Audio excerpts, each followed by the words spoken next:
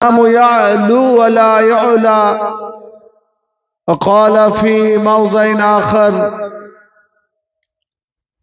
من عظم العالم فقد عظمني، أو كما قال النبي صلى الله عليه وسلم. मंजिल मुझे मिले या ना मिले उसका कोई गम नहीं, मंजिल मुझे मिले या ना मिले उसका कोई गम नहीं, तेरे जुस्तजू में मेरा कारवां तो है, फखर से कहो कि हम मुसलमान तो हैं। सबाई बोली अल्हम्दुलिल्लाह। चोर ঠেকাতে ব্যস্ত ডাকাত, চোর ঠেকাতে ব্যস্ত ডাকাত নগ্ন রাজার দেশে, তাই তো বুঝি মনি ঋষি নির্জনে আজ বসে। একদা সেদিন দাঁড়িয়েছিলাম শহরের ফুটপাতে, এমনই দৃশ্য দেখুনো অশ্রু আসিল নয়ন পাতে। দেখিতে দেখিতে ভাবি, কেন দিলে প্রভু তুমি ওদের হাতে মোদের ভাগ্যের চাবি, যাহারা আজ কেড়ে নিল সব পলিটিক্সের জোরে। মহান স্রষ্টা আল্লাহ তাআলার শুকরিয়া ও কৃতজ্ঞতা, যার করুণায় এই ধরণীতে আপনারা আমরা সকলেই আল্লাহর মনোনীত দ্বীন ইসলামে দীক্ষিত হয়ে শ্রেষ্ঠ নবী মুহাম্মদুর রাসূলুল্লাহ সাল্লাল্লাহু আলাইহি ওয়াসাল্লামের উম্মত হয়ে আমাদের এই প্রিয় দেশ,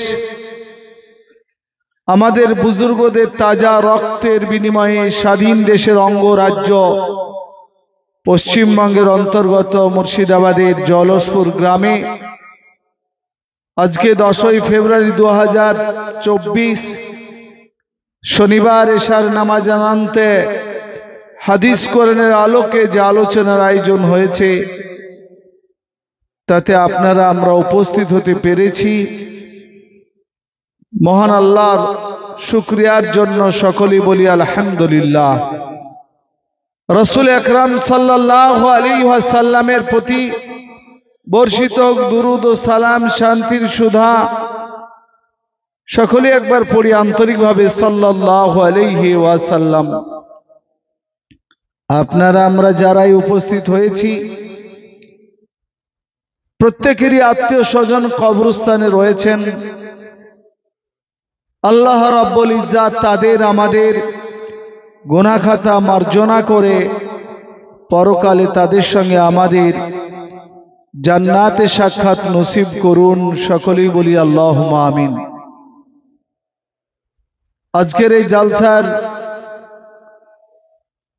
মাননীয় সভাপতি, সঞ্চালক, আগত উলামায়ে কেরাম, আমাদের পেছনে সবচাইতে অবদান আপনাদের। কুরবানি, ফিতরা, ওসুর, যাকাত, দান, খয়রাতের বিনিময়ে মাদ্রাসাগুলি প্রতিষ্ঠিত হয়ে তাতেই আমরা পড়াশোনা করে আপনাদের সামনে হাজির।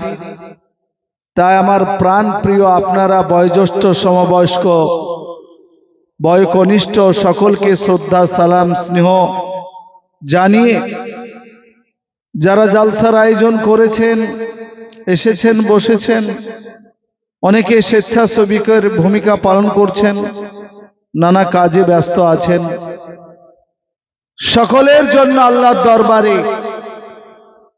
সার্বিক মঙ্গল কামনা করছি। আল্লাহ তাআলা কবুল করুন, আল্লাহুম্মা আমিন। আমার আগে এবং পরে যে সমস্ত বক্তৃতা আবর্তিত হলো বা হবে, অনুরোধ করব আপনাদের, আমরা প্রাণ খুলে মনের দিক দিয়ে আল্লাহর কাছে প্রার্থনা করি, আল্লাহ তুমি আমাদের আমল করার যোগ্যতা দান করো। বলুন আল্লাহুম্মা আমিন। আর স্বতঃস্ফূর্ততা চাইছি আপনাদের সুর এবং সাবলীলতা চাইছি, সলিডিটি চাইছি, যে আমরা আমল করার চেষ্টা করব। বলুন ইনশাআল্লাহ। এটা একটু জোরে বলি ইনশাআল্লাহ। প্যারা হাজরিন, মাশাআল্লাহ জলসপুর গ্রামে মাদ্রাসা রয়েছে। আলেম ওলামাদের সান্নিধ্যে থাকা আপনারা সবাই এলাকার লোক, অনেক লোক হয়েছেন জমা। আজকে ঠান্ডাও কম, মৌসুম দারুণ ভালো, আলেম ওলামা ভালো আছেন। যারা আছেন তাদের মধ্যে সকলের একটা বিশেষত্ব রয়েছে। মৌলানা আব্দুল জব্বার বক্তব্য রাখছিল, আপনারা দারুণভাবে শুনছিলেন। এদের আগে পিছনে বক্তব্য করা আমাদের এই জন্য জটিল যে আমাদেরকে শুরুতেই ফাটা কণ্ঠে বলতে হয়, আর ওটা স্কুল কলেজে চেষ্টা করেও আমি পাবো না অর্জন করতে। তাই আপনাদের মনের এবং কানের একাগ্রতাই যদি আমাকে একটু সহযোগিতা করে। আপনারা ভালো বুঝমান, যেহেতু মাদ্রাসা রয়েছে মানে বাৎসরিক জালসা হয়, আর নানা আলেম ওলামা এসে কথা রেখে যান, আপনারা শুনতেও যান, আর আমিও আশেপাশে এসে থাকি। তবে জলসপুর গ্রামে অন্তত 10 বছর পরই বলতে পারেন। আপনারা এটা বুঝে গেছেন যে আমাদের কথা বলা বা যে অ্যাঙ্গেলে বলে থাকি সেগুলি এখন বলা খুব জটিল। আচানক শুনবেন যে আমরা জেলে আছি, এরকমই একটা ব্যাপার চলছে বা আরো চলবে, এর জন্য আমাদের তৈরি হতে হবে। কোন রাষ্ট্রিক কোনো ক্ষতি না করে, কোনো মানুষের ক্ষতি না করে, নিরপরাধ হওয়া সত্ত্বেও নবীর সুন্নতকে জিন্দা করতে গিয়ে যদি যেতে হয় তা আপত্তি নেই। কিন্তু মাঝে মাঝে প্রবলেম চিন্তা হয়, তা কি জানেন, শুয়ে শুয়ে মনে হয় যে জেলে আছি তো আনন্দ কারা পাবে। মনে মনে হয় যে এমন কতগুলি আমাদের সম্পর্ক আমাদের হয়ে গেছে, আমরা ত্রুটিযুক্ত মানুষ, আমরা কেউ নিষ্পাপ না। জানি না আরএসএস বিজেপি বজরং দল কত আনন্দিত হবে, কিন্তু আমার মতেই হয়তো কতগুলি মৌলবি আনন্দিত বেশি হবে। পারে না যে লুঙ্গি খুলি নাচবে, এটাই প্রবলেম আমাদের। দেখেন আমাদের দারুল উলুম দেওবন্দের ওলামাদেরকে কাফির বলে বেরেলির মৌলানা সাহেবেরা। আপনারা এই বক্তব্য যদি সোশ্যাল মিডিয়া খোলেন পাবেন। কিন্তু বেরেলভি ভাইদের একজন নামকরা মৌলানা তিনাকে জেলে পাঠিয়েছে পুলিশ। তা আমাদের সমস্ত শ্রেণীর আলেম ওলামারা বিবৃতি দিয়েছেন যেটি ইস্যুটা দেওবন্দি বেরেলির নয়, ইস্যুটা হচ্ছে অন্যায় অবিচার করে জেলে পাঠানো হয়েছে। এর প্রতিবাদে আমরাকে যতদূর যেতে হয় আমরা যাবো ইনশাআল্লাহ। আপনারা সাথ দিবেন তো নাকি? আর যদি মনে মনে করেন মৌলবীদেরকে খুব খাইয়েছি, ভালো মুরগি, ভালো খাসি, ভালো গরু, এরা পান চিবিয়ে জীবনটা নষ্ট করলো, কাজী আরামে আরামে এরা বসে থাকে, যখন এরাই জেলে থাক, আপনারা সাথ দিবেন না তো অবস্থা কিন্তু রাশিয়ার মতন হবে। যে রাশিয়ায় একসময় দুটো ছেলে হয়ে গেলে জমি পেত না, দুটো সন্তান হয়ে গেলে, সেই রাশিয়ায় এখন আল্লাহ তো ঘোরান, সেই রাশিয়ায় বলছে যে যত ছেলে সন্তান যার বেশি হবে প্রত্যেক সন্তান পিছু তাদের যে মুদ্রা 5000 মুদ্রা করে প্রত্যেক মাসে দেওয়া হবে। মানে এখন সন্তানের জন্য হা হা করছে। তো রাশিয়া এবং চীনে প্রথম শুরু হয়েছিল আপনাদের মতন সাধারণ শিক্ষিত লোকদেরকে বুঝানো যে আলেম ওলামাদের দ্বারাতে কাজ কি হয়। জানাজা পড়লে, কেউ মারা গেলে জানাজা পড়া, এই জানাজার দোয়াগুলি কি আপনারা জানেন না? ওটা আপনারাই করবেন, তা বটে। আর জুমার নামাজ পড়তে জানেন ইমামের পেছনে, তো নিজে পড়াতে পারবেন না আপনারা? তার জন্য মৌলবি রাখতে হবে বেতন দিয়ে, মাদ্রাসায় পড়াতে হবে 12 বছর। মোট কথা তাদের মিশন সাধারণ লোকদের দ্বারা কাছ থেকে উলামাদেরকে বিচ্ছিন্ন করে দেওয়া হলো। তারপর 1948 সাল থেকে প্রথমে আলেম ওলামা মারা, জেলে ভরা শুরু করলো এবং তারা সফলও হলো। যখন আলেম ওলামা মারা হলো, তারপরে সাধারণ মুসল্লিদের পালা এলো, আর তারপরে এলো মুসলমান দেখলেই মারো, এদের মসজিদ দেখলে ভাঙো, কোরআন দেখলে পোড়াও। চায়নার মাটিতে 1948 সাল থেকে 1966, 17-18 বছরে আমরা আমাদের বড়দের লেখা কিতাবে পড়েছি, জার্নালে পড়েছি, প্রায় 2.5 কোটি মুসলমানকে হত্যা করেছে। আমি জানি যে ভারতে নানা দাঙ্গা হয়েছে, হাজারো দাঙ্গা, সব দাঙ্গা মিলেও 1000 মুসলমান মরেনি। কারো সুনাম করছি না, এটাও একটি লোকই কেন মরবে অন্যায় করে, কিন্তু পরিসংখ্যানটা বলতে চাইছি।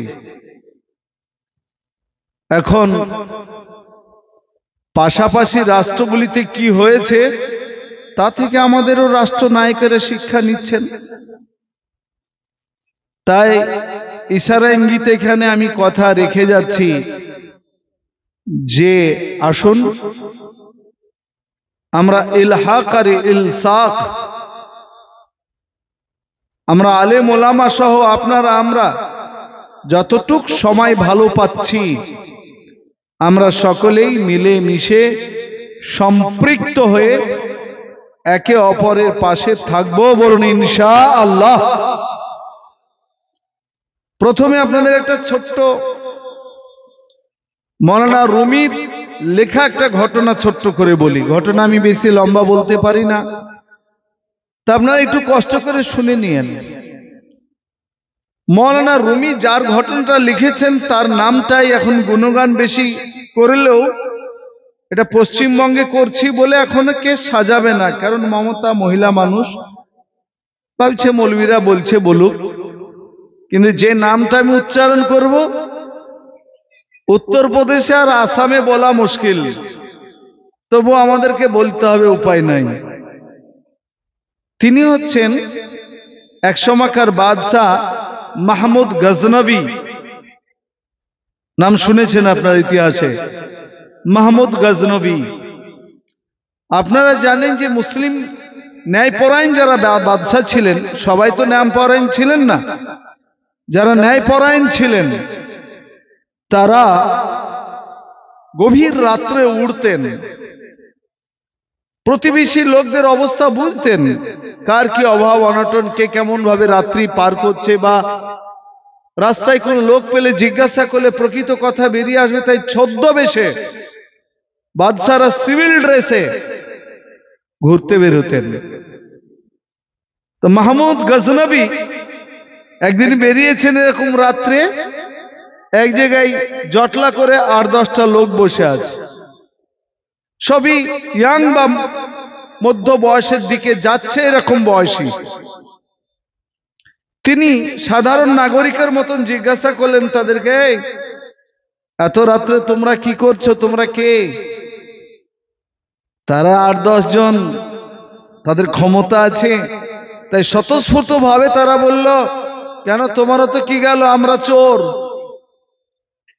স্পষ্ট কি বলল, আমরা চোর, চুরি করতে যাব, তাই যুক্তি পরামর্শের জন্য এখানে একত্রিত হচ্ছে। মাহমুদ গজনবী ধৈর্য ধরলেন বাদশাহ হয়ে, বললেন তোমাদের চুরিতে আমাকেও নাও, আমিও যাব তোমাদের সাথে চুরি করতে, তাহলে বসো আমাদের পরামর্শে। মাহমুদ গজনবী বসে পড়লেন। চোরদের নেতা একটা শর্ত দিলেন যে আজকে মেলা কটা চোর হয়ে গেছি আমরা, এতগুলি চোর নিয়ে গিয়ে আমাদের সুবিধা হবে না, তাই প্রত্যেককে নিজের এক একটা এমন কৃতিত্ব বলতে হবে চুরি সম্পর্কে, যেন আমি তোমাদেরকে চুরিতে নিতে বাধ্য হই। একটা কোয়ালিটি থাকতে হবে, বিশেষ কৃতিত্ব থাকতে হবে, দক্ষতা থাকতে হবে, সেটা বলো কার কি আছে। একজনা বলল যে আমাকে আপনি নিতে পারেন, আমি মাটি দেখলে বুঝে নিতে পারি যে মাটির তলে সম্পদ লুকানো আছে কিনা। তাহলে তা বটে, আর এইরকম যোগ্যতার লোক দরকার। মাটি দেখে বলে দিতে পারবা যে এর নিচে সোনা চাঁদি পোঁতা আছে কিনা, তো তোমার হবে, তুমি যাবা।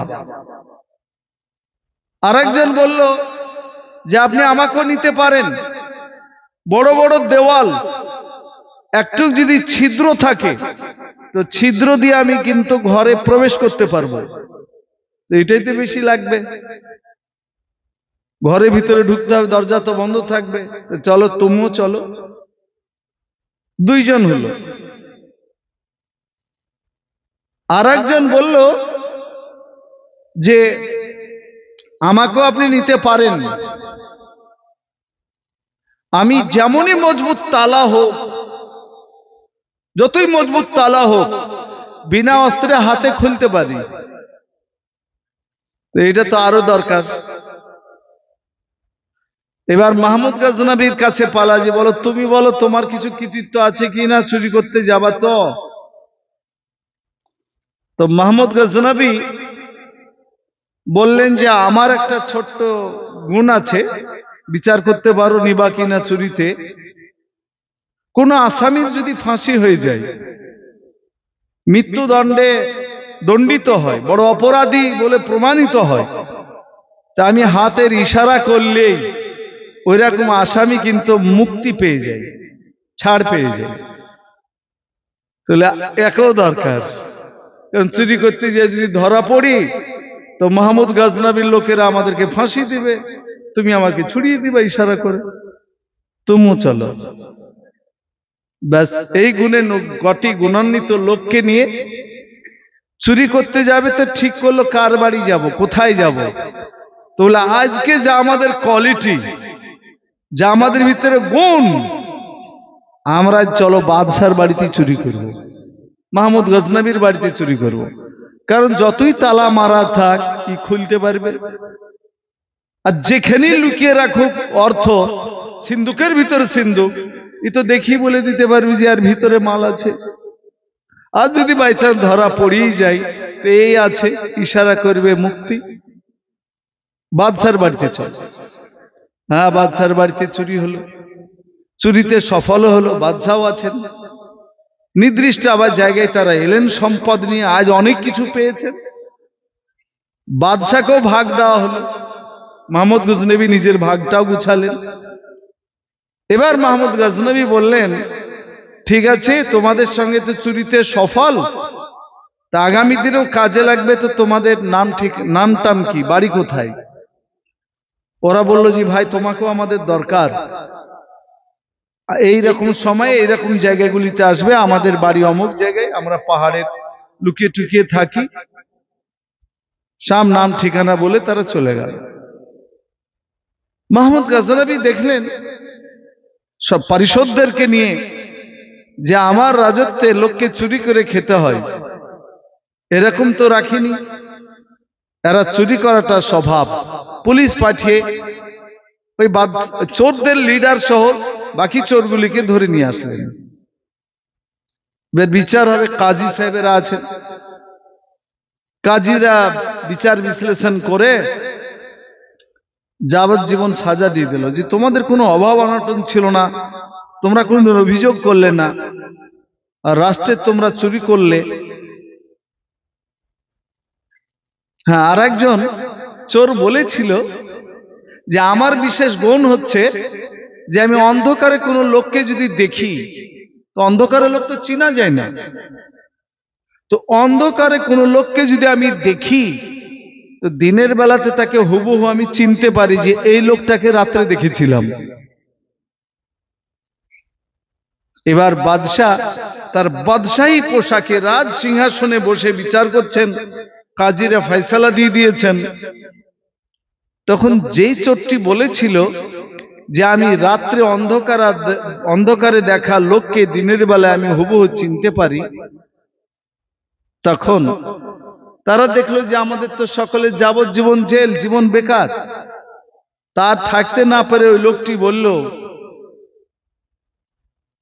যে আপনিও তো আমাদের সঙ্গে চুরি করেছেন, রাত্রে ছিলেন।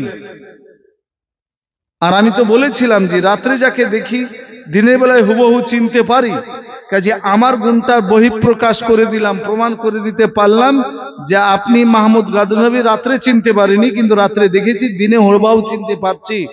তাহলে আমার গুণটা যখন প্রকাশ করলাম, বাকি চোরেরা তাদের গুণটা রাত্রে প্রকাশ করেছে। এবার কিন্তু আপনি একটা কথা দিয়েছিলেন আপনার গুণের কথা, সেটা এবার প্রমাণ করুন। মাহমুদ গাজনবী কি বলেছিলেন? যে আমি ইশারা করলেই মুক্তি। কাজে আমরা এখন এই বিপদে পড়ে গেছি, যাবজ্জীবন জেল, ছেলে মেয়ে আছে, ভুল করেছি, এবার আপনার হুনার, আপনার গুণ দেখান। তো মাহমুদ গজনবী আর ডিটেলসে না গিয়ে তিনি ওই রাষ্ট্রিক যারা পদাধিকার ব্যক্তি যারা জেলে নিয়ে যাবে তাদেরকে ইশারা করলেন, এদেরকে মুক্তি করে দাও। চোরগুলি মুক্তি হয়ে গেল, আপন আপন বাড়ি চলে গেল। এইখানে আপনাদেরকে কিছু আমি বলতে চাইছি, একটি কথা মাত্র, বেশি না। গল্প তো ইতিহাসের গল্প, রসও থাকে, উপন্যাসও মিশ্রিত থাকে। এই জায়গাটা ধরুন যে আমাদের কাছে এত যে সমস্যা আসছে দেশে, তার একটাই কারণ, নামাজ পড়ুন আর না পড়ুন আপনারা, রোজা করুন আর না করুন, কোরআন পড়া জানেন আর না জানেন, নিজেদেরকে মুসলমান বলছেন, তাই প্রবলেম। বলছি না আমরা সবাই নিজেদেরকে মুসলিম, কাগজ কলমে মুসলিম, ভোটে দাঁড়ালেও মুসলিম, হজ করতে যাবেন, পাসপোর্ট করবেন, তা তো আপনার ইসলাম লিখতে হবে, 5-এ ভর্তি হবেন তো ফর্মে তাও লেখা আছে, আমার স্কুলও তো আছে, ধর্ম কি। অথচ কেউ মূল্যায়ন করল না আমাদের, যে আমরা মুসলিম বলে প্রকৃত মুসলিম আছে কি না, এটা নয়, কেউ দেখে না। ইসলাম আমাদের ধর্ম, আমরা মুসলিম, তাই আমাদের দেশের এক শ্রেণীর লোকদের আর ভালো লাগছে না। তা আপনাদেরকে বলবো, দুশ্চিন্তা করেন না, একবার জোরে বলি আলহামদুলিল্লাহ। চোরেরা মুক্তি পেল কি করে? প্রকৃত বাদশাকে চেনাতে, তাই না? যদি বাদশাকে না চিনতে পারতো মাহমুদ গাজনবীকে, তাহলে কিন্তু মুক্ত হতো। ওই যে লোকটা বললো যে আমি রাত্রে দেখলে দিনে চিনতে পারি, তাহলে এক চোরেরা, অপরাধী তারা, তাদের যাবজ্জীবন জেল হয়েছে। প্রকৃত বাদশাকে চিনতে পেরেছে দুনিয়ার বাদশা, তাই চোরদের যদি মুক্তি হয়, তা আপনারা আমরা আমাদের সারা জীবনের হায়াত মওতের, জান্নাত জাহান্নামের যিনি মালিক বাদশাকে, তাকে আমরা চিনে যাই, বাকি মোদি যোগী আমাদের কিছুই করতে পারবে না, বলুন ইনশাআল্লাহ। আমরা প্রকৃত স্রষ্টাকে চিনি, আমরা তাকে বুঝি, বাকি যা হবে যেমন হবে সব যুগে হয়েছে।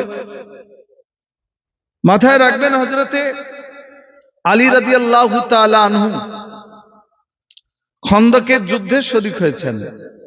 হযরতে আলী রাদিয়াল্লাহু তাআলা আনহু, তখন তার বয়স 23-24 বছর বয়স হবে। ইসলামী ইতিহাসে লেখা আছে যে খন্দকের যুদ্ধে 10,000 থেকে নিয়ে 24,000 পর্যন্ত অমুসলিম সেনা, আর মুসলমানদের সেনা 4,000। খাদ্য খাবার ঠিক নাই। খন্দক মানে হচ্ছে গর্ত, পরীক্ষা, ভালো বাংলায় নিলে পারে। লাল কেল্লা যারা দেখেছেন দিল্লিতে, বাদশাহ শাহজাহান বানিয়েছে, তো লাল কেল্লার চতুর্দিকে পরীক্ষা খনন করা আছে। তখন যেহেতু ঘোড়ায় যুদ্ধ হতো, তো ওই পানির পরীক্ষাটা কেউ টপকে যেতে পারবে না। 2-3 জায়গায়, 2 জায়গায় ঢুকার মতন রাস্তা আছে, বাদশারা ঢুকে গিয়ে রাস্তাটা তুলে নিতেন কাঠের, ওটা, তাহলে সেনা কেউ আক্রমণ করতে পারত না। তো হযরতে সালমান ফারসি রাদিয়াল্লাহু তাআলা আনহুর পরামর্শে রাসূল আকরাম সাল্লাল্লাহু আলাইহি ওয়াসাল্লাম নিজে মদিনার একদিকে খেজুর গাছ, একদিকে বাড়ি, আর একদিকে নবী সাল্লাল্লাহু আলাইহি ওয়াসাল্লাম পরামর্শ করে গর্ত খনন করলেন, যেন আচানক মক্কার লোকেরা আক্রমণ না করতে পারে। হ্যাঁ, 24,000 সেনা নিয়ে হাজির। এসে দেখছে গর্ত খোঁড়া, এত বড় গর্ত যে ঘোড়া দৌড়ে লাফিয়ে যেতে পারবে না। যেমনি নিচে নেমে হেঁটে পার হবে, 4,000 সেনা তীর নিয়ে আছে, তীর দিয়ে এদেরকে ঠান্ডা করে দেবে। তাই অমুসলমানরা একদিন, দুদিন, 4 দিন অপেক্ষা করলো, কি বুদ্ধি করা যায়। ওদের মধ্যে একজন চরম বিখ্যাত, না বলাই ভালো, কুখ্যাত বীর বাহাদুর যোদ্ধা, তার নাম আমর। সে কিন্তু আর ছটফট করছে, আর থাকতে পারছে না। তার দুরন্ত ঘোড়ায় চড়ে অনেক দূর থেকে এত ছুটালো, ঘোড়া লাফিয়ে কিন্তু পার হয়ে নবী করিম সাল্লাল্লাহু আলাইহি সাল্লামের শিবিরের দিকে চলে এলো। আরবি কবিতায় নবীকে সম্বোধন করে বলল, ওগো মুসলমানদের নবী, আমার সেনাবাহিনী ওই পারে গর্তের, আর এই গর্তের এই পারে আমি একাই। আমি এটা জানি যে একাই তোমার 4,000 সেনাকে পারবো না, তবে এটা ঠিক, তোমার যে কোনো সেনা এক এক করে যদি আমার কাছে পাঠাও, তো তাদেরকে হারানোর জন্য আমি একাই আমর যথেষ্ট। খুব দাম্ভিক করে, ছটফট করে, অস্ত্র দেখিয়ে, জঙ্কার দিয়ে, কবিতার মাধ্যমে আহ্বান জানালো। আনসারী সাহাবা যারা, মদিনার স্থায়ী যারা সাহাবী, তারা নবীর কাছে অনুমতি চাইলেন। নবী করিম সাল্লাল্লাহু আলাইহি ওয়াসাল্লাম অনুমতি দিলে আমরা জিজ্ঞাসা করলো, তোমাদের বাড়ি কোথায়? বলে মদিনায়। মদিনার লোক যুদ্ধ জানে না, আমাদেরকে ছেড়ে যারা মক্কা থেকে মদিনায় এসেছে তারা যুদ্ধ জানে, তাদেরকে পাঠাও। ফিরে গেল আনসার। নবী সাল্লাল্লাহু আলাইহি ওয়াসাল্লাম কে হযরতে আলী রাদিয়াল্লাহু তাআলা আনহু বললেন, ইয়া রাসূলুল্লাহ, ইয়া হাবিবাল্লাহ, আমাকে অনুমতি দেন। একটু অসুস্থ ছিলেন তিনি, আমাকে অনুমতি দেন। তো নবী করিম সাল্লাল্লাহু আলাইহি ওয়াসাল্লাম দোয়া করে নিজের হাতে তরবারিটা হযরতে আলী রাদিয়াল্লাহু তাআলা আনহুকে তুলে দিলেন। হযরতে আলী রাদিয়াল্লাহু তাআলা আনহু গেলেন, কিন্তু পদাতিক সেনা, হেঁটে, ঘোড়া নাই, আরো ঘোড়ায় চড়ে আছে। আমরা তখন বলে উঠল যে তোমাদের নবী আমার কাছে মরতে পাঠিয়েছে, তাও হেঁটে, একটা ঘোড়াও জুটেনি। তোমাকে যদি আমি তরবারি দিয়ে হত্যা করি, তা আমাদের সঙ্গে মক্কা থেকে যে মেয়েরা এসেছে তারা আমাকে তিরস্কৃত করবে, লজ্জা দেবে যে আমি একজন ঘোড়ায় চড়ে সেনা, পদাতিক সেনাকে হত্যা করেছি, তাই আমি আর ঘোড়ায় চড়ে যুদ্ধ করব না। অহমিকা এবং অহংকারে ঘোড়া থেকে নেমে গেল। অহংকারের কথাটা ভাববেন, খুব ঝটফট করছে ভারতেও। অহমিকা এবং অহংকার করে নেমে গেল। নেমে এসে হযরত আলীকে বলছে, মাসমুক, তোমার নাম কি, তোমার বাবার নাম কি? তো হযরত আলী রাদিয়াল্লাহু তাআলা আনহু বললেন যে আমার নাম আলী আর আমার বাপের নাম আবু তালিব।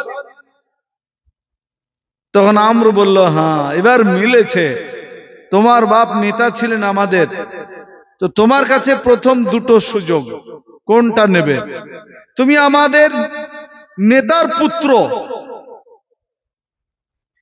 তাই প্রথম সুযোগ তুমি আমার দলে চলে এসো, তুমি নেতা হয়ে থাকবে, যুদ্ধ করো না, আমার সঙ্গে চলো। তোমার বাবাও নেতা ছিলেন, তুমি নেতা হবে, তোমার রক্তে, তোমার ধমনীতে নেতৃত্বের গুণ আছে। হযরত আলী রাদিয়াল্লাহু তাআলা আনহু বলেন, এটা সম্ভব নয়। বলে, দ্বিতীয় তাহলে সুযোগ নাও যে আমার সঙ্গে যুদ্ধ করবে। তো বলে, আলহামদুলিল্লাহ, তা তো করবই, ওর জন্যই এসেছি।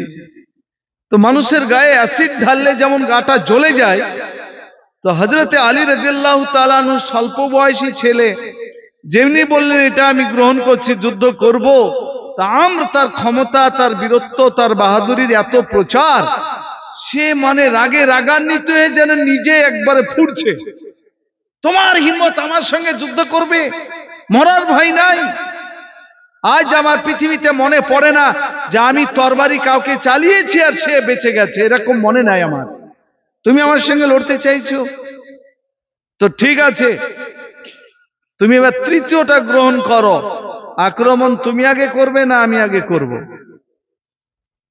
তো হযরত আলী রাদিয়াল্লাহু তাআলা আনহু বললেন যে আমরা আগে আক্রমণকারী নই। এটা যদি বুঝতো এই কথাটা যোগীজিরা, তাহলে আমাদের দিকে এরকম রক্তিম চোখে তাকাতো না। হযরত আলী রাদিয়াল্লাহু তাআলা আনহু রণাঙ্গনে যুদ্ধের ময়দানে শত্রুর সামনে দাঁড়িয়েও বললেন যে আমরা আগে আক্রমণকারী নয়। তোমার মনে হলে তুমি অগ্রজ হতে পারো আক্রমণের দিক দিয়ে।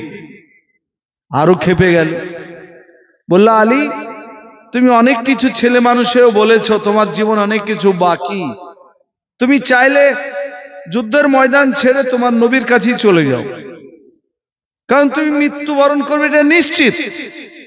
তোমার জীবন অনেক কিছু বাকি আছে, কিন্তু তুমি তোমার নবীর আদেশ পালন করতে গিয়ে মরতে চাইছো, তো মরার জন্য রেডি হও বলে আমর তার শরীরে যত শক্তি আছে পূর্ণ শক্তি লাগিয়ে তরবারি বসালো।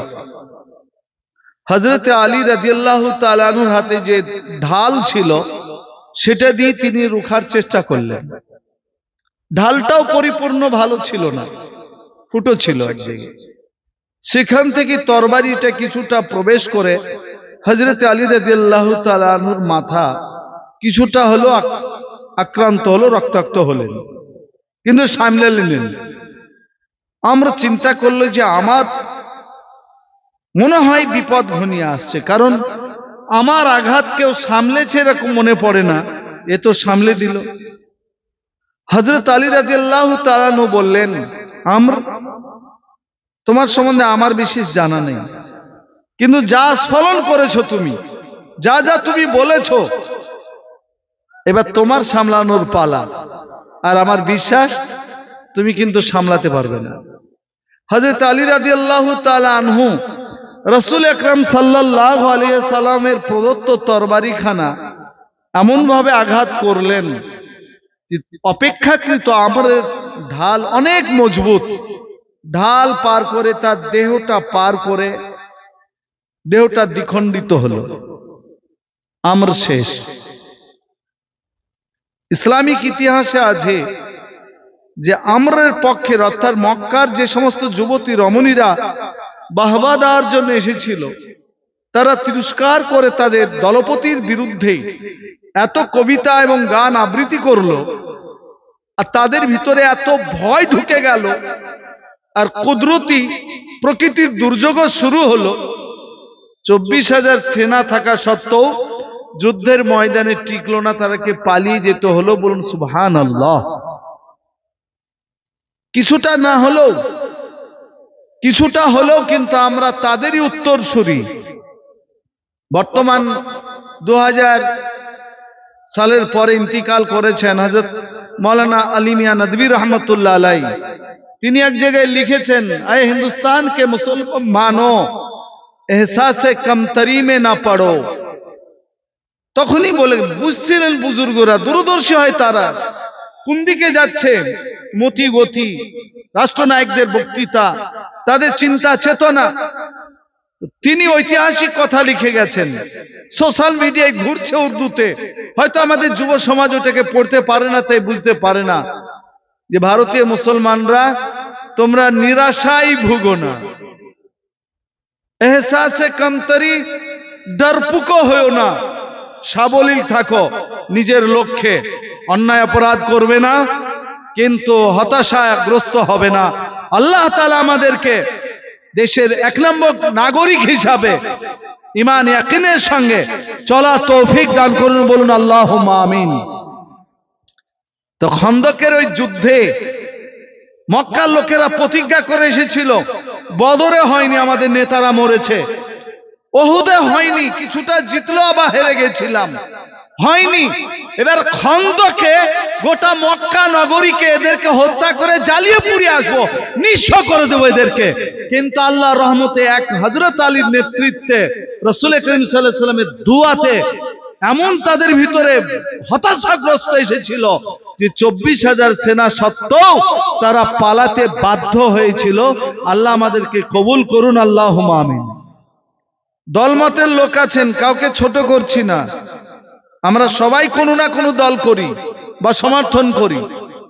এক সময় যাদের বেশি বয়স তাদের মনে হতো যে কংগ্রেস যাবে না, চলে গেছে তো কি মনে হচ্ছে, আসবে বলে মনে হচ্ছে, আমার তো মনে হচ্ছে না।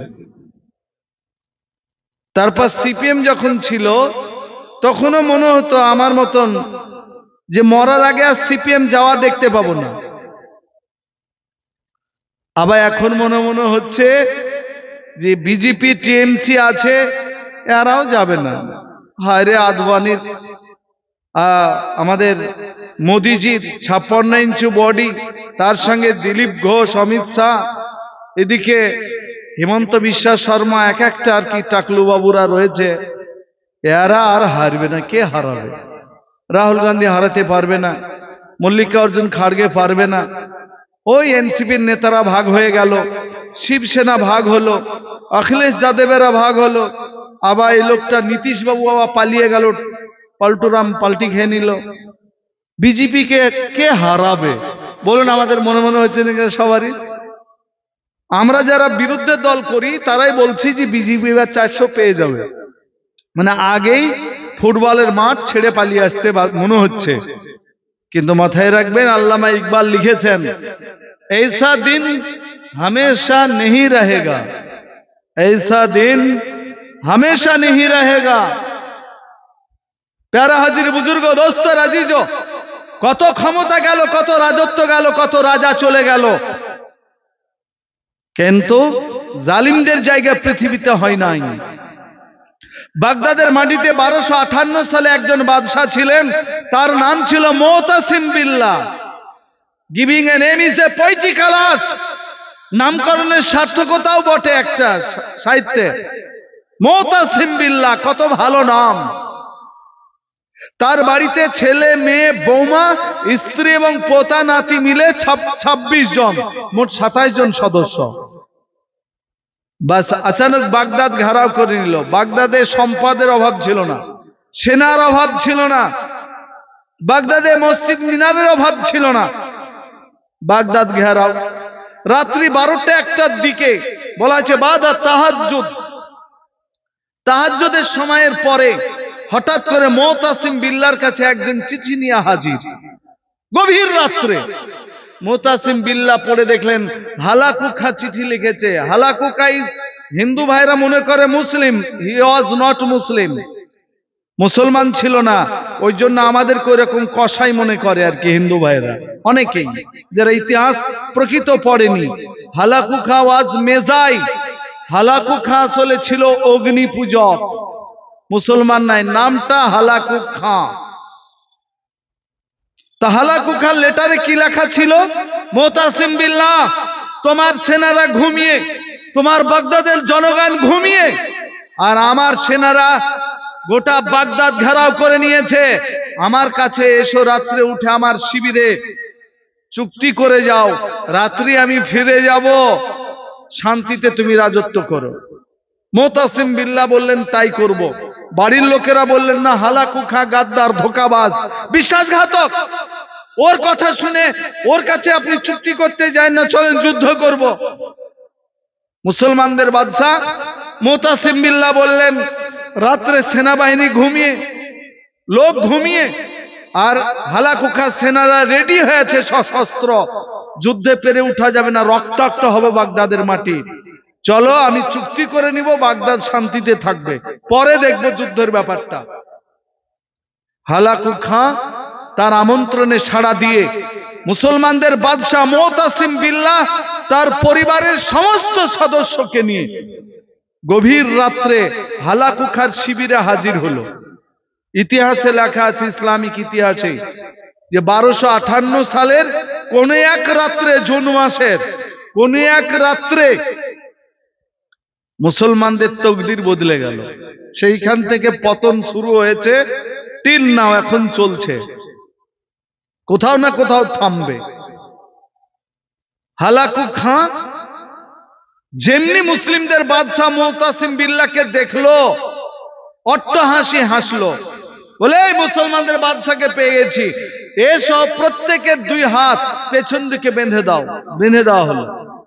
তখন গুলি ছিল না, হয়তো গুলির অর্ডার হতো। হালাকু খা বলল, বাদশার ডান দিকে বড়গুলিকে দাঁড় করাও, বাম দিকে ছোটগুলিকে দাঁড় করাও। তাই করা হলো। বাদশার ডানে 13 জন, বামে 13 জন, বাদশাহ মধ্যে মোট 27 জন। হালাকু খা বলল, এই বুড়ো বাদশার সামনে যেই বাচ্চাটা সবচাইতে ছোট, আর আগে ওকে হত্যা করো, আর হাত দুটো কাটো, গলা কাটো। ছোট থেকে শুরু হলো। একদিকে 13 জনকে মারা হলে আর একদিকে 13 জনকে মারা হলো। নির্মম অত্যাচার কাকে বলে? অবিচার কাকে বলে? রক্ত পিপাসু কাকে বলে? হিন্দু ভাইরা এইসব ইতিহাস পড়ে মনে করে ও মুসলমান ছিল। মুসলমান ছিল না, অগ্নি পূজক ছিল। প্যারা হাজির বুজুর্গ, দোস্ত, রাজিজ, বাদশা বাম দিকে তাকাই, কেউ নেই, কচিদের দেহ পড়ে আছে। ডান দিকে তাকাই তো মুরব্বীদের দেহ পড়ে আছে। মুতাসিম বিল্লাহকে হত্যা করা হলো, কেউ নাই। এই খবর গেল না। হালাকু খার সেনারা এবার শহরে প্রবেশ করে, যেখানে অলিগলি মোড়, মোড়ে মোড়ে আশ্রয় নিল। তখন তো এরকম লাইট ছিল না, মোড়ে মোড়ে লাইট থাকবে বাগদাদে। বাদশাহ হালাকু খা অর্ডার দিল, মসজিদে যখন আজান হবে, আসসালাতু খায়রুম মিনান নাওম, তখন মুসলমানেরা দৌড়ে মসজিদের দিকে যাবে। দাঁতন করতে করতে মসজিদে যাবে। কেউ অজু করে যাবে, কেউ মসজিদে যে অজু করবে। ওদের হাতে কোনো অস্ত্র থাকবে না। তোমরা ওই মোড়ে মোড়ে যেখানে যাকে পাবে তাকেই তোমরা হত্যা করবে। ইতিহাসে বলা হয়েছে প্রায় 1,40,000 নামাজ পড়তে যাওয়া মুসলমানকে হত্যা করেছিল ফজরের আগে। কি নির্মম অত্যাচার ভাবো। যারা বেঁচে গেলেন তারা রাস্তা দিয়ে হাঁটছে, তো যে গলিতে লাশ পড়ে আছে, রক্ত ঝরছে। যে গলিতে যায় লাশ, গলা কাটা, হাত কাটা, মাথা কাটা, এইরকম। তারপরও হালাকু খা থামেনি। হালাকু খা ঘোষণা দিয়েছিল, আপনাদেরকে কমর সিধা করতে বলছে এই জায়গা থেকে। বাগদাদের দাঁড়াবার মতন ছিল না। হালাকু খা অর্ডার দিল যে জোহরের সময় মুসলমানরা মসজিদে আজান দিবে। জানি না আর মুসল্লিরা ভয়ে যাবে কিনা জানা নাই, কিন্তু এদের মুয়াজ্জিনেরা আজান দিবে।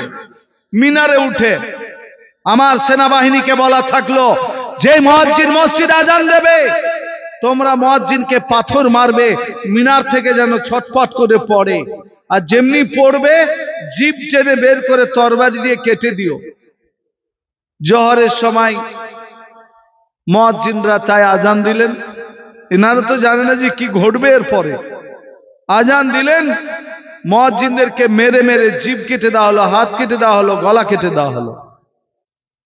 এবার নর্তকীদেরকে নিয়ে নেচে হালাকু খা ঘোষণা দিল, ওগো বাগদাদের মুসলমানেরা শোনো, তোমাদের এই নগরীতে, তোমাদের এই শহরে আর কোনদিন মুয়াজ্জিনের আজান শুনতে পাবে না। তোমাদের খোদার ঘরে, তোমাদের আল্লাহর ঘরে কোনো আজান হবে না।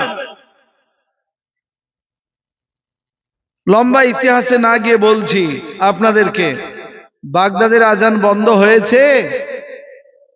কি মনে হয়েছে? জোরে বলুন, বন্ধ হয়েছে?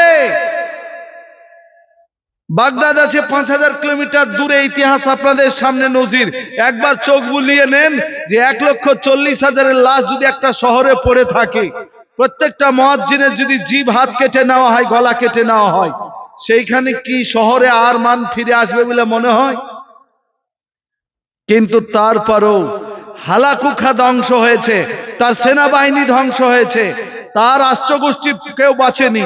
কিন্তু আল্লাহর রহমতে আজও বাগদাদের মাটিতে ওদের উদ্দেশ্য ছিল কিয়ামত পর্যন্ত বাগদাদে আর মুসলমান শাসন ব্যবস্থা থাকবে না। এদের মসজিদের মিনারে খোদার ধ্বনি ধ্বনিত হবে না, আজান হবে না। কিন্তু আল্লাহর রহমতে মসজিদের আজান আজ পর্যন্ত বন্ধ করতে পারেনি। বলুন আলহামদুলিল্লাহ। কিন্তু রক্ত গেছে। তাই আপনাদেরকে বলতে চাইছি, ইশারা ইঙ্গিতে, সব কথা খুলে বলা যায় না, বাকি বুঝে নিতে হয়। হালাকু খার নেতৃত্বে এত লোককে হত্যা করেও বাগদাদ থেকে খোদার আজান মিটে যায় নাই। কেউ যদি চায় আমাদেরকে মসজিদ ছাড়া করতে, মাদ্রাসা মক্তব ছাড়া করতে, ইমান ছাড়া করতে, নইলে দেশ ছাড়া করতে, না আমরা দেশ থেকে বিতাড়িত হব, না কোরআন ছেড়ে দেবো। বলুন ইনশাআল্লাহ। কাজেই আপনাদেরকে হযরত মাওলানা আলী মিয়া নদভী রহমতুল্লাহ আলাইহির এই ডায়লগটা, কথাটা মনে করাতে চাইছি যে হিন্দুস্তান কে মুসলমানো এহসাসে কমতরি মে না রহো। হে ভারতের মুসলমানরা, নিজেদেরকে নিরাশ ভেবো না যে আমাদের আর আশা নেই, আমাদের পিঠ দেওয়ালে ঠেকে গেছে। মাথায় রাখবেন, যখন রুটি সেকা হয়, রুটি আমি এই বলে গেছি, আপনাদেরও জানা, তখন 2 পেট সেকলে রুটি সেকা হয়। 100 বছর ধরে মেয়েদেরকে অনেক পিটিয়েছে আমাদের পুরুষেরা, খুব পিটিয়েছে, অনার্থক মারপিট করেছে, অনার্থক ভাবে ছেড়ে দিয়েছে। এখন মেয়েদের আইন পুরুষদেরকে শেখা শুরু করেছে। গুজরাট হাইকোর্ট রায় দিয়েছে, কোনো মেয়ে যদি বলে স্বামীকে আমাকে ভাড়া দাও, টাকা দাও, খরচ দাও, কোথায় যাবা, বলে বিহার আগে আমার একটা কলেজের প্রেমিক ছিল, তার সঙ্গে দেখা করতে যাব, তো গুজরাট হাইকোর্টের রায়ে বলছে আর প্রেমিকের সাথে দেখা করার সুযোগ দেওয়ার জন্য তোমাকে খরচ দিতে হবে। লেন এবার শেখা কেমন শুরু করেছে, বুঝতে পেরেছে? আরো খারাপ খারাপ জিনিস পার হচ্ছে। পৃথিবীর মানচিত্রে খোলামেলা 6টা দেশে মেয়ে টু মেয়ে, পুরুষ টু পুরুষ বিবাহ হয়। ছেলে ছেলেকে বিয়ে করবে, মেয়ে মেয়েকে বিয়ে করবে। তার মধ্যে সবচেয়ে আধুনিক দেশ, তার নাম হচ্ছে আমেরিকা। আমেরিকাতে স্বীকৃত একজন পুরুষ আর একজন পুরুষকে জীবন সঙ্গী বেছে নেবে। 1 দিন 2 দিন, গজব দেরি করবেন। ক্ষমা করেনি লূত আলাইহিস সালামের কওমকে, ক্ষমা করেনি আল্লাহ তাআলা, অপেক্ষা করুন। প্যারা হাজির বুজুর্গ, দোস্ত আজিজ, একটা সময় ছিল, আমি দেখেছি প্রাইমারিতে পড়তে, মাস্টার মশাইরা ছাত্রদেরকে এমন মারা মারতো, পিঁপড়ার যে মান বলে আমরা, পিঁপড়ার থান, তা তো দেখেছি বড় ছাত্রকে দাঁড় করিয়ে দিতে। এখন কি হয়েছে, আর ছাত্র মারা যায়, এখন ছাত্ররা বরঞ্চ শিক্ষক পিটাচ্ছে, চাকু দেখিয়ে বলছে নকল করব, না হলে পরে ফাটিয়ে দিব আর কি। ছাত্র মারা আর যাবে না। রুটি 1 পিঠ আপনারা শিখে নিয়েছেন শিক্ষকেরা, এবার ছাত্ররা শেখা শুরু করেছে। তাই মোদি যোগীদেরকেও মনে করাচ্ছি, রুটির কিন্তু পূর্ণতা আসে 2 পিঠ সেঁকলে। আমাদেরকে যদি এখন মনে করেন 30 বছর 40 বছর সেঁকবো, তো রুটি কিন্তু একবার উল্টে দিতে যা দেরি, তখন কিন্তু আপনাদের শেখা শুরু হয়ে যাবে। আর মুসলমান যেহেতু গরুর গোস্ত খায়, উট খায়, ভেড়া খায়, মাথা ফাটিয়ে মগজ খায়, পা সিদ্ধ করে ভিতরে নির্যাস চষে, এদের অত্যাচার সহ্য করার ক্ষমতা আছে। কিন্তু আপনারা তো মুসরির ডাল পর্যন্ত খান না, সবটাই কিন্তু সহ্য করতে তখন পারবেন না। তাই সামলে যান, মিলেমিশে থাকি, আইন মেনে চলি। আপনাদেরকে জনগণ ক্ষমতা দিয়েছেন, প্রজার সঙ্গে সদ্ব্যবহার করুন। তো যে হালাকু খায় এত হত্যা করলো, পরের দিন তখনকার দিনের ঘোষক দিয়ে বাগদাদ শহরে একটা ঘোষণা দিল, দ্বিতীয় শিক্ষাটা মুসলিমদের নিতে হবে। ঘোষণা দিয়ে বললে এই শহরের সবচেয়ে বড় মৌলানা যিনি আছেন, তিনার সঙ্গে আমাদের বাদশাহ হালাকু খাঁ কথা বলতে চান, দেখা করতে চান, তো শহরের বড় মৌলানা দেখা করতে আসবেন। ঘোষণা হলো। কে আর দেখা করতে চাই বলেন? আমার কাছে যদি এখন শুভেন্দু অধিকারীর ফোন আসে, হ্যালো বলে, কে? শুভেন্দু অধিকারী, তা আমি মনে হয় বসে থাকলে দাঁড়িয়ে যাব, যে মাল গোলমাল করবে, সহ্য করতে পারবো না মনে হয়। দীপ দীপ করবে যে একটা গোলমালের ব্যাপার আছে, শুভেন্দু অধিকারীর ফোন মানে। তো বাদশাহ হালাকুকা এত লোককে হত্যা করেছে, আর সে চাইছে বড় মৌলানার সঙ্গে দেখা করতে। কে যাই ভয়? কেউ যায়নি। সন্ধ্যা হওয়ার আগে মুহূর্তে একজন ছেলে মানুষ মৌলানা, কেবল দাড়ি বেরিয়েছে, উঠে চড়ে হাতে একটা মুরুগ নিয়ে হাজির। লোক অবাক যে এসেছে, আবার উট আবার মুরুগ মিলছে না তো, একদিকে উট আর একটা মুরুগ।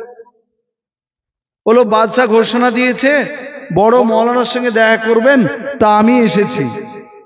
সবাই অবাক, এ আবার বড় মৌলানা, মানাচ্ছে না, একটা ঝাম্পা টাম্পা থাকবে, পাগড়ি টাগড়ি, দাড়ি সাদা। তবুও লোক বাধ্য বাদশার কাছে পৌঁছালে, হালাকু খার কাছে। হালু কাকা দেখিয়ে বলে, মানান, তা তুমি কে? বলে, ওই যে ঘোষণা দিয়েছেন, নেদা দেওয়া হয়েছে, আওয়াজ বড় মৌলানা। তা আমি বড় মৌলানা হিসাবে বাগদাদ থেকে দেখা করতে এসেছি আপনার কাছে, আপনার ডাকে সাড়া দিয়েছি। তুমি বড় মৌলানা? বলে, বড় মৌলানা বলতে যদি বুঝেন দেহের দিক দিয়ে, তো উটের চাইতে কেউ বড় নয়। আমার উটকে জিজ্ঞাসা করতে পারেন আপনার প্রশ্ন। আর যদি কণ্ঠস্বর ভালো হওয়াতে মনে করেন, তাহলে আমার মুরুখ দারুণ আওয়াজ দিতে পারে, এর সঙ্গে কথা বলতে পারেন। হালাকুখা ভাবলো, ছেলে মানুষ হলো, এর কিন্তু বুদ্ধি শুদ্ধি একটু আছে, মনে হয় পেঁচাল আছে, আগে জিজ্ঞাসা করা যায়।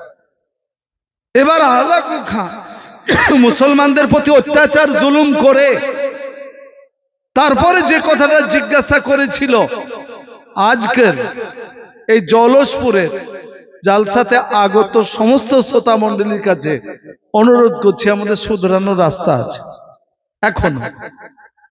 হালাকুখা জিজ্ঞাসা করলো, আচ্ছা বলো, তোমরা বাগদাদে একটা অমুসলমান নাই, কোনো অমুসলমান থাকে না, বাগদাদে মসজিদের অভাব নাই, আর বাগদাদের মতন শিক্ষা প্রতিষ্ঠান পৃথিবীতে নেই, সব তোমাদের কাছে। আর তোমাদের বাদশার কাছে এত অর্থ, আশেপাশের দেশগুলি কোনো বাদশার কাছে এত অর্থ নেই। আর তোমাদের সেনাবাহিনী এত মজবুত, ওদের কাছে যে আরবিয়ান ঘোড়া, তখনকার যুদ্ধের যান, এত ভালো ঘোড়া কারো কাছে নেই। আর বাগদাদের কামারশালাতে যে তীর তরবারি তৈরি হয়, খঞ্জর এবং ঢাল তৈরি হয়, সেটা কোনো কামারশালায় তৈরি হয় না। আমার প্রশ্ন, তোমাদের কাছে এত ভালো সেনাবাহিনী ছিল, এত অস্ত্র শস্ত্র ছিল, যুদ্ধ করার জন্য অর্থও ছিল, তোমাদের কোরআন হাদিস তো আছে, তারপরও তোমরা কেন আমার কাছে হেরে গেলে? কি করে পতন হলো বাগদাদের? কোন লোক আর কোমর খাড়া করতে চায় না কেন? কেউ আর বলতে চায় না কেন আমরা বাদশার পক্ষের লোক? কি হলো তোমাদের বাদশাহী? কোথায় গেল তোমাদের সেনাবাহিনী? কোথায় গেল তোমাদের অর্থবল? কোথায় গেল সেই তোমাদের তার তরবারি তীর ধনুকগুলি গেল কোথায়? পারলে না কেন? এই কেনর উত্তরটা চাই, ওটাই বুঝতে চাই, ওটাই অ্যানালাইসিস করতে চাই, ওটাই আমার রিডিং পয়েন্ট। যে সব কিছু থাকা সত্ত্বেও এত বড় একটা সাম্রাজ্য কি করে তুরুপের তাসের মতন ধ্বংস হয়ে যায়? ওই মৌলানা ছেলে মানুষ যে উত্তরটা দিয়েছিলেন, আপনাদেরকে বলছি, সেটার প্রতি আসুন, আমি সহ আপনারা। আমি কেন বলছি জানেন? দেখেন, আমি একটা হাদিস পড়েছি আপনাদের সামনে। আল্লাহ রাসূল সাল্লাল্লাহু আলাইহি ওয়াসাল্লাম বলেছেন, মান আযযামাল আলিমা ফাকাদ আযযামানি, হুসাওয়ানা টুলান অনার্থ মি। যারা আলিমদের সম্মান করলো, নবী বলেছেন তারা যেন আমাকেই সম্মান করলো। বলুন সুবহানাল্লাহ। আমি যদি নিজেকে মনে করি আলিম, তাহলে নাজমুল হককে ভাবা উচিত যে আমাকে সাধারণ লোকেরা সম্মান ইজ্জত করলে নবীকে ইজ্জত করা হয়, আর আমাকে অসম্মান করলে নবীকে অসম্মান করা হয়। তাহলে এটা আমি লাভঝাপ না করে বরঞ্চ দায়িত্ব বেড়ে যায় যে আমার মতন মৌলানাদেরকে যদি সম্মান করলে নবীকে সম্মান করা হয়, সেই মৌলানাগুলির দায়িত্ব কেমন হওয়া দরকার? জালসায় ডাকলে 10,000 টাকা দিতে হবে, তাই না? আর জালসায় উঠে যে যার বিরুদ্ধে পারবে বলতে হবে। ইয়াং জেনারেশন রয়েছেন আপনারা, ছেলে মানুষ যারা বাংলাদেশের সোশ্যাল মিডিয়াতে মৌলবীদের কীর্তিগুলি দেখছেন, আল্লাহ সবকে ক্ষমা করুক। কে কাকে কাফের না বলছে বুঝলেন?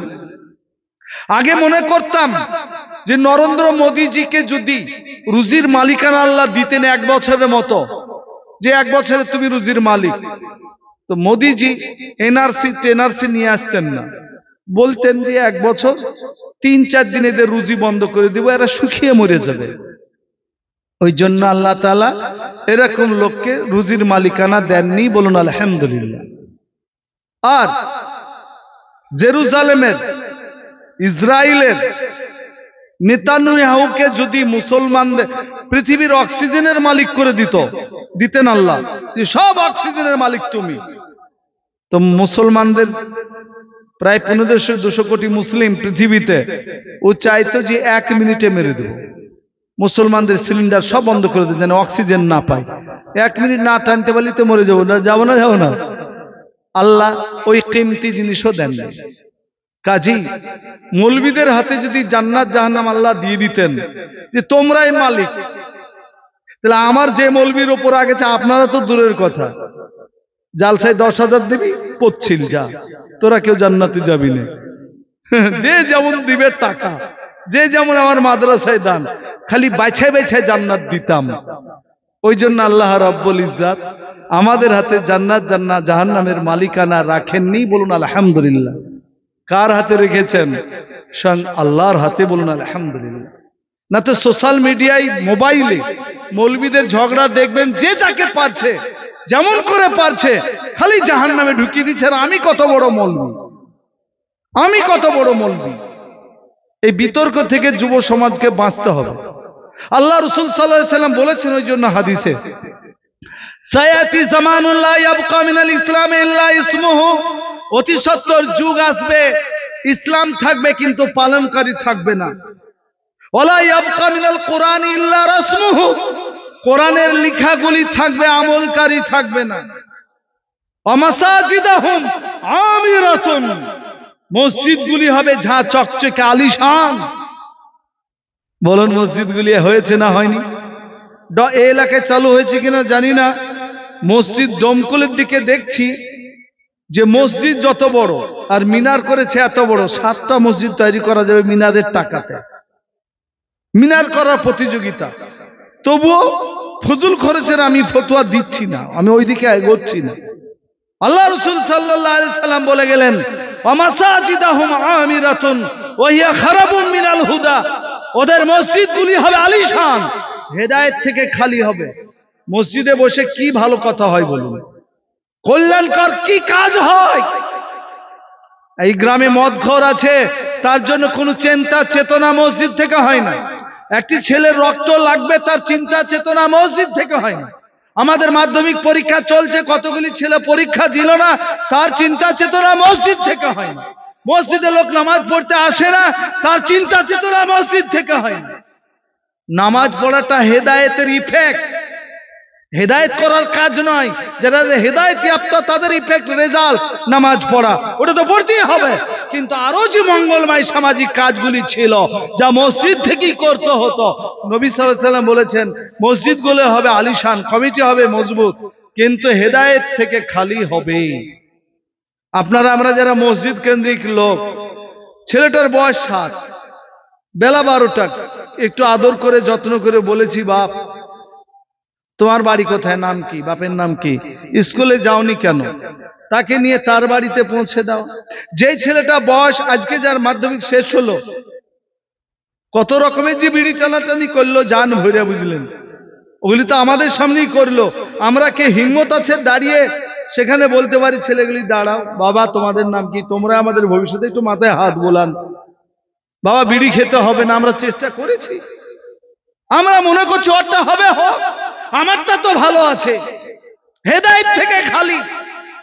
তাবলীগ জামাতের ভাইয়েরা নির্দিষ্ট জায়গাতে কাজ করছেন, কারণ দুটো কাজ ছিল তো জামাতের, ভালো কাজের আহ্বান করা, মন্দ কাজ থেকে বিরত রাখা। মন্দ কাজ থেকে বিরত করা কাজটা খুব জটিল। যে গ্রামে মোড় আছে, আপনাদের এলাকায় চালু আছে কিনা জানি না, মোড় মানে চায়ের দোকান আছে। চায়ের দোকান মানে কিছু লোকের আনাগোনা আছে, আর চায়ের দোকান মানে আমাদের এলাকাতে অন্তত 14 ইঞ্চি শয়তানের বাক্স আছে।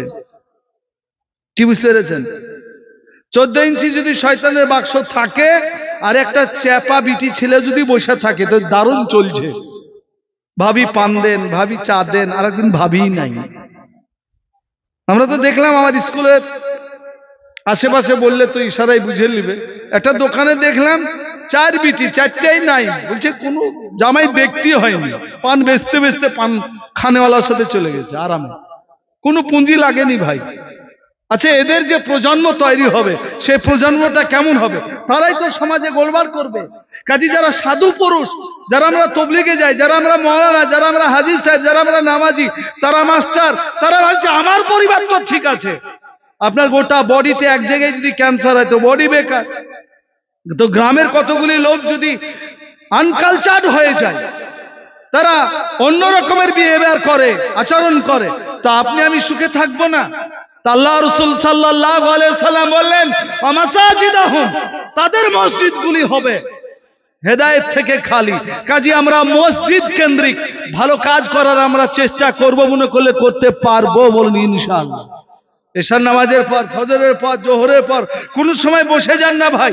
পয়সা কম, যে আজকে জনসেবার কাজে কে ক টাকা দিবে, 10 টাকাই দেন, এটা ফান্ড হোক। কে কে অসুস্থ আছে তাকে দেখতে যান। কারা স্কুল মুখ হয়নি, কারা মদ পান করে চিহ্নিত করুন। আইপিএল জুয়া খেলে কারা বরবাদ হয়ে গেল তাদের পাশে দাঁড়ান। আমরা মসজিদ থেকে হেদায়েতের কাজ করছি না। এবার বলবেন আমরা কিন্তু সকলের কাছে ব্যারাম হয়ে গেছি অলরেডি। তবলিগ জামাতের ভাইয়েরা আমাদের উপর চরম রাগ, হুজুরেরা চিল্লা দিল না। মাদ্রাসা ছেড়ে যদি চিল্লায় যায়, মাদ্রাসার পড়া লস, আবার জমিও তো ছুটতে হয়, আবার আদায়ও করতে হয়। আমরা সেখানে বলি ভাই ইবাদতের মজা সবটাই, কিন্তু রোজ গরুর গোশত খেতে ভালো আর লাগে না, রোজ খাওয়া যায় না, তরকারি টেস্ট পাল্টাতে হয়। সব ইবাদতই মজা আছে, তবলিগে আছে, মাদ্রাসাতে আছে, মক্তবে আছে, খানকাতে আছে, জমিয়াতে আছে, সবটার সঙ্গে সম্পৃক্ত থাকুন, কিন্তু কোনো একটাকে ভালো করে বেছে নেন। আপনারা মসজিদওয়ালা কাজ করুন, আল্লাহ আপনাদেরকে তৌফিক দান করুন, বলুন আল্লাহুম্মা আমিন।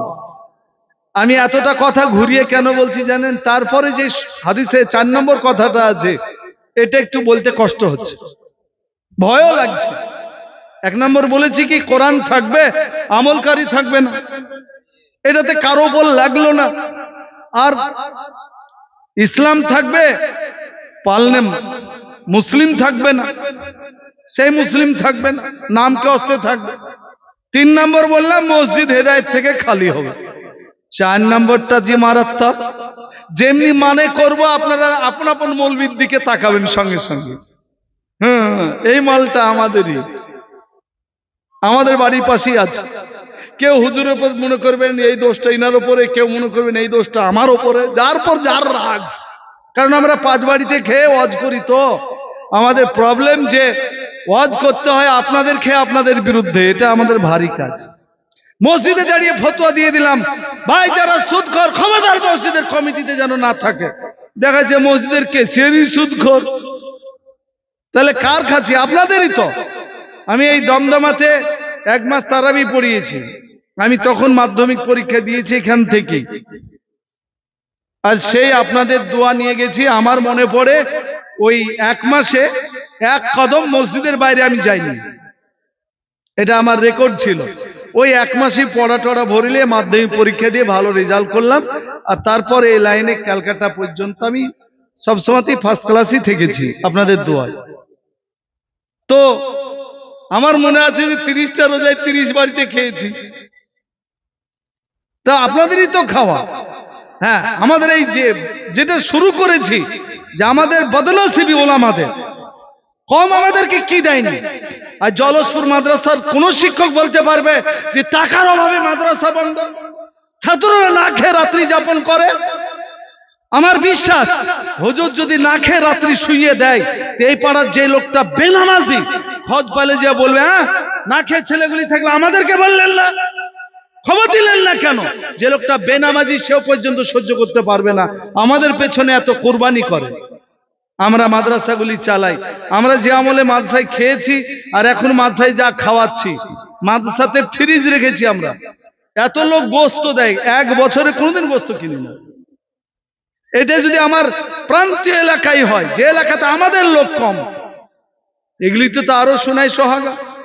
আমরা শুকরিয়া করতে জানলাম না, সেই জন্য বেঁধে একটু বলছি, যেটা আমাদের কথা। আল্লাহ রাসূল সাল্লাল্লাহু আলাইহি ওয়াসাল্লাম তারপরে বললেন, ওয়া উলামাহুম শাররুন নাস, যে নবী বললেন আলিমদেরকে ইজ্জত করলে নবীকে ইজ্জত করা হবে, সেই নবী বলছেন ওয়াউলামাহুম শাররুন নাস, ওই যে লোকগুলির মসজিদে হেদায়েতের কাজ হয় না, কোরআন পড়লে লেখা থাকে আমল হয় না, ইসলাম নামকাস্ত থাকে, তাদের আলিমেরা হবে ধরনীর বুকে লোকদের মধ্যে সবচেয়ে দুষ্টু বদমাশ হবে। শার মানে বদমাশ। চিন্তা করুন তো, বিশ্বনবী রাসূলুল্লাহ সাল্লাল্লাহু আলাইহি সাল্লাম বললেন ইন্নামাল উলামা ওয়ারাসাতুল আম্বিয়া, উলামারাই হলো নবীদের ওয়ারিস। সেই নবীর জবান থেকে বের হচ্ছে। আর অন্য জায়গায় বললেন কি, তাহলে উলামারাই হলো নবীদের ওয়ারিস। আর আল্লাহ তাআলা কোরআনে বললেন ইন্নামা ইয়াখশাল্লাহ মিন ইবাদিহিল উলামা, ভেরিলি ওনলি উলামা fears Allah from his devotees, আল্লাহর বান্দা সময়ের মধ্যে প্রকৃত আলেমেরাই আল্লাহকে ভয় করে, কোরআনে বলা হলো। আর নবী বলছেন সেই যুগের কতিপয় আলেমেরা হবে ধরনীর বুকে দুষ্ট।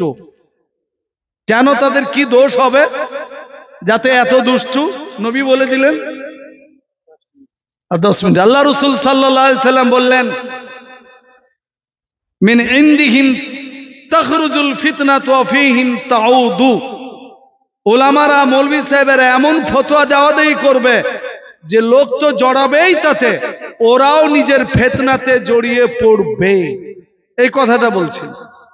কাজে আমাদের দায়িত্ব, আল্লাহ রাসূল সাল্লাল্লাহু আলাইহি সাল্লাম আমরা ওয়ারিস। কওমের যেখানে ঈমান চুরি হবে, কওম ক্ষতিগ্রস্ত হবে, জাতি আমার বিপন্ন হবে, আলেম ওলামা সর্বাগ্রে সেখানে ঝাঁপিয়ে পড়বে। আল্লাহ আমাদেরকে তৌফিক দান করুন, বলুন আল্লাহুম্মা আমিন। কোন জায়গায় কথা ছেড়ে এসেছি? হযরত ওই যে বাগদাদের মাটিতে ছেলে মানুষ মৌলানা জিজ্ঞাসিত হলেন তোমরা হারলে কেন? যে উত্তরটা উনি দিয়েছেন যে হারলাম কেন, সেনা বেশি, টাকা বেশি, অস্ত্র শস্ত্র বেশি, যানবাহন ঘোড়ার বাহুল্যতা বেশি, তারপরও যে হারলাম, তাতে তিনি 18টা কারণ বলেছিলেন। সৌদিয়াতুল আরবিয়াতে যখন রেডিও চলতো, রেডিওতে শুনেছিলাম 18টা কারণ তিনি বলেছিলেন। তাই প্রথম যে কারণটা, সেইটা আপনারা আমার মধ্যে এসেছে কিনা আগে দেখি, আমি সহ আপনারা, যে আমাদের মাঝে কি কারণ রয়েছে। তিনি বললেন মৌলানা সাহেব যে আপনি যে ধরেছেন আমাদেরকে, হারলাম কেন, তার 1 নম্বর কারণটা হলো এই, যতদিন পর্যন্ত মুসলমান দাঈ ছিলেন, আরবিতে বলছেন, যতদিন পর্যন্ত আমরা দাঈ ছিলাম, মিন্স আমরা যতদিন পর্যন্ত সারা পৃথিবীর লোককে ভালো কাজে আহ্বান করেছি, এটা করো, এটা করো, এটা ভালো কাজ, এটা করতে হবে, করো, যতদিন পর্যন্ত আমরা আহ্বায়ক ছিলাম, আহ্বানকারী ছিলাম ভালো কাজের জন্য, ততদিন পর্যন্ত আমরা হারিনি, আমরা বিজয়ী ছিলাম, আমাদের সোনালী যুগ ছিল। কিন্তু যেদিন থেকে আমরা মাদউ, এটাও আরবি বলেছে, আমরা যেদিন থেকে মাদউ হলাম, অর্থাৎ পৃথিবীতে যত খারাপ কাজ, বেপরদার জন্য আমাদের আমন্ত্রণ, মদ জোয়ার জন্য আমাদের আমন্ত্রণ, আপসের মধ্যে আত্মকলহের জন্য আমাদের আমন্ত্রণ, মদের জন্য আমাদের আমন্ত্রণ, আমরা যেদিন থেকে মাদউ হয়ে গেলাম, যে পৃথিবীর খারাপ লোকেরা খারাপ কাজের জন্য আমাদের আমন্ত্রণ করলো, আর আমরা সে আমন্ত্রণে সাড়া দিলাম। বাগদাদের লোকেরা ওই খারাপ কাজের সঙ্গে যুক্ত, ব্যভিচার বাগদাদে আছে, মদ বাগদাদে আছে, সুদ বাগদাদে আছে, আত্মকলহ বাগদাদের মাটিতে আছে, আমরা আমন্ত্রিত হয়ে গেছি, তার জন্য আমাদের এই পরাভূত হয়েছে, আমরা পরাজিত হয়েছি। আপনাদেরকে বলতে চাইছি, এই সময়তে আমাদের কাছে কি আমন্ত্রণ নাই? আপনার বাড়িতে কেউ দাওয়াত দিতে আসেনি যে নবীর সুন্নত মেনো না, বলেনি, এটা বলবো না, কারোর উপর চাপিয়ে দিতে চাইছি না, কিন্তু নবীর সুন্নতকে ছাড়ার দাওয়াতটা কেমন ভাবে আপনার বাড়িতে আসছে দেখুন। আপনার বাড়িতে যেমনি একটা ড্রেস কিনলেন, প্যান্ট ছেলের জন্য, তো দেখা যাচ্ছে গিরার নিচে পর্যন্ত ঢাকা, তো আপনাকে তো দাওয়াত দেয়নি নবীর সুন্নত ছাড়ো, আপনি গিরা পর্যন্ত ঢাকা প্যান্ট পরতে লাগলেন। তারপরে আপনার বাড়িতে ফাটা প্যান্ট আসছে, আপনার বাড়ির ছেলেটাকে কেউ বলেনি চুল কেমন কাটতে হবে, কিন্তু চুল কাটাগুলি শুরু হয়েছে যা সুন্নতের পরিপন্থী। আপনার বাড়িতে আমার বাড়িতে খাওয়া দাওয়া যে দস্তরখানে নিয়ম তা পরিপন্থী, চায়ের দোকানে বসে কি দাঁড়িয়ে পানি পান করছি সুন্নতের পরিপন্থী। তা আল্লাহ রাসূল সাল্লাল্লাহু আলাইহি ওয়াসাল্লাম বলেছেন, মান ওয়াসালা ইলাইনা ফাহুয়া মিন্না ওয়া মান কাতা'আন্না ফাহুয়া লাইসা মিন্না। যে ব্যক্তিরা আমার তরিকার মধ্যে চলে ফাহুয়া মিন্না, তারা হলো আমার দলভুক্ত। ওয়া মান কাতা'আন্না ফাহুয়া লাইসা মিন্না। আর যারা আমার সুন্নত মেনে চলে না ফাহুয়া লাইসা মিন্না, তারা আমার দলভুক্ত নয়। তাই আপনাদের কাছে বিনীত নিবেদন করব, ওই মাওলানা বাগদাদের মাটিতে জালিম বাদশা হালাকু খার সামনে দাঁড়িয়ে স্বীকার করে নিয়েছিলেন যে আমরা নবীর সুন্নত ছেড়ে দিয়েছি, অন্য লোকের আমন্ত্রণে সাড়া দিয়েছি বলে হারলাম। আমাদের ভারতের মাটিতেও আমরা তাই হাতছাড়া করছি। আমাদের মসজিদে অসুবিধা ছিল না, মাদ্রাসা মাকতব খানকা তবলিগ জমিয়ত অসুবিধা ছিল না, আমরা একটার পর একটা ছেড়েছি। তাই আমাদের নামে এখন পার্লামেন্ট আগামীকাল বা আজকেই লাস্ট বক্তৃতা হলো মনে হয় পার্লামেন্টে মোদিজি 3টার সময়। কি আলোচনা হয়েছে জানেন? যদি তারা ক্ষমতায় আবার আসে, তারপর যে দুটো মৌলিক সিদ্ধান্ত নিয়েছে সেই যে যদি সফল হয়ে যায়, তো জানি না আমাদের ঈমান বাঁচানোটা কতটা সহজ হবে। আর এক, উত্তরাখণ্ডে তো পাস করেই নিয়েছে, ইউসিসি অর্থাৎ ইউনিফর্ম সিভিল কোড পাস হয়েছে একটা রাজ্যে, ভারতের প্রথম, তার নাম উত্তরাখণ্ড। সেখানে কি আছে আইন?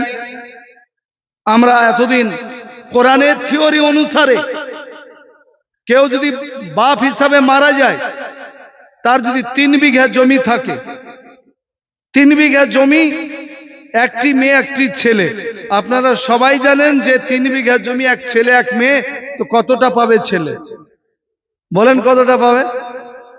2 বিঘা পাবে, মেয়েটা 1 বিঘা পাবে, তাই না?